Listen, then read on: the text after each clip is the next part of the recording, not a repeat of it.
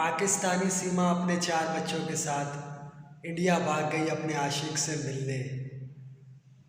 सीमा को कुछ दिन पहले तक कोई नहीं जानता था, मगर आज हर एक शख्स के ज़बां पर सीमा का नाम है।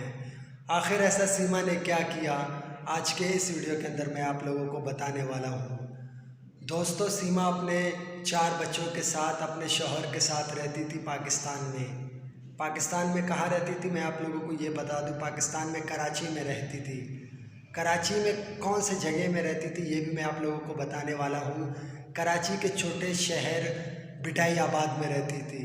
बिटाई आबाद का मैं भी रहने वाला हूँ और सीमा मेरी पड़ोसी थी, मेरे घर के सामने रहती थी और हम एक ही मोहल्ले में रहते थे।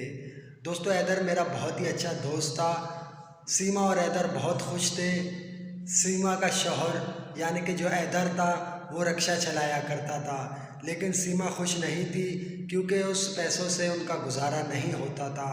फिर सीमा ने अपने शौहर को कहा कि तुम रिक्शा चलाना छोड़ दो, कोई और काम करो जिससे हम अपना घर सही चला सकें। और सीमा किराए के घर में रहा करती थी।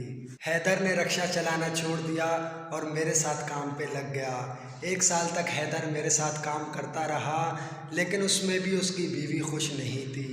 फिर हैदर ने अपना रिक्शा बेचा और कुछ कर्ज लेकर सऊदीया चला गया 2019 में। 2019 में सऊदीया चले जाने के बाद हर महीने हैदर अपनी बीवी को पैसे भेजा करती थी, यानी कि सीमा को पैसे भेजा करती थी, और उन पैसों से सीमा अपने मकान का किराया भी दिया करती थी और अपने बच्चों का खर्च भी चलाया करती थी। फिर 2020 में सीमा को पबजी की लत लग गई और इस लत के वजह से आज सीमा हिंदुस्तान में बैठी है। दोस्तों, 2020 में सीमा ने पबजी चलाना शुरू किया और पबजी चलाते चलाते सचिन नाम के लड़के से उसकी बातचीत शुरू हो गई जो हिंदुस्तान में रहता था। 2020 में सीमा को पबजी की लत लग गई और पबजी चलाते चलाते इंडिया के एक लड़के सचिन के साथ उसकी बातचीत शुरू हो गई और ये बातचीत कब मोहब्बत में बदल गया कोई नहीं जानता। दोस्तों, फिर सीमा ने अपने शौहर को ब्लैकमेल करना शुरू कर दिया कि हमें अपना घर लेना है, आप पैसे भेजो। फिर सऊदीया से हैदर ने अपने मालिक से 15 लाख रुपए लेकर अपने घर वाली को भेज दिया और सीमा के अब्बू ने सीमा को घर लेकर दे दिया और उस घर में सीमा खुश भी थी। लेकिन सीमा सचिन से बात करती थी और सचिन के साथ उसको बहुत ज़्यादा मोहब्बत भी हो गया था। ये मोहब्बत चलता ही रहा, यहाँ तक कि 3 साल गुजर गए और सीमा भाग गई सचिन के पास इंडिया कैसे भागी? दोस्तों, सीमा ने अपना वो घर बेच दिया, उसके सारे पैसे लेकर सीमा दुबई चली गई। दुबई जाने के बाद सीमा नेपाल पहुंच गई।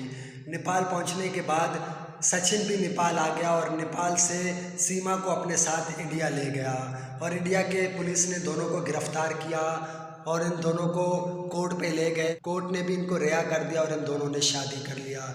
लेकिन दोस्तों, ये बात बहुत गलत है कि सीमा अपने शौहर पर इल्ज़ाम लगा रही है कि मेरा शौहर मुझे मारता था और उसने मुझे 2019 में तलाक दिया।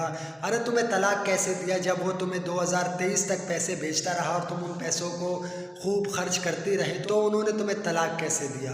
दोस्तों, ये बात बिल्कुल गलत है कि सीमा अपने शौहर को छोड़कर चली गई, अपने मज़हब को छोड़कर चली गई, लेकिन हैदर के बच्चे उनको वापस कर दिया जाए, ये अपील हैदर ने भी किया है। दोस्तों, ये वीडियो आप देखिए जिसमें हैदर कह रहे हैं कि मेरे बच्चों को मुझे वापस करो। तो आइए दोस्तों, एक नज़र हैदर के इन वीडियो की तरफ। बिल्कुल गरीब बंदा हूँ, मैं मिस्कीन हूँ। मेरे बच्चों को भड़काया गया, उनको भारत में भड़काया गया। उनको कोई लड़का पबजी गेम के ज़रिए बात कर रहा था, सजन नाम था, पता नहीं उधर कैसे ये चले गए। इसने अपना घर इधर बेच के चला गया। मैं 4 सालों से इधर 3.5 साल तकरीबन हो रहे हैं मैं इधर काम कर रहा हूँ। मेहनत मजदूरी करके मैं बच्चों को हर चीज़ खिला रहा था। अभी वो प्रोगंडा चला रहे हैं कि हैदर ने मुझे 2019 पे तलाक दिया। कोई तलाक नहीं है, ये झूठ बोल रहा है, इसको कोई ब्लैकमेल कर रहा है। मैंने 2023 को अपना ये NIC बनाया ऑनलाइन ज़रिए कि बच्चे ईद के बाद, ये बड़ा बकरा ईद है हज वाला, ये गुजरेगा तो बच्चे इधर आना चाह रहे थे। अगर मैंने 2019 को बच्चों को छोड़ा तो मेरा 2023 को बच्चों का NIC बना हुआ है, ऑनलाइन ज़रिए मैंने बनाया। बच्चे ईद पे इधर आना चाह रहे थे। वो बिल्कुल झूठ बोल रहा है कि कोई तलाक नहीं है।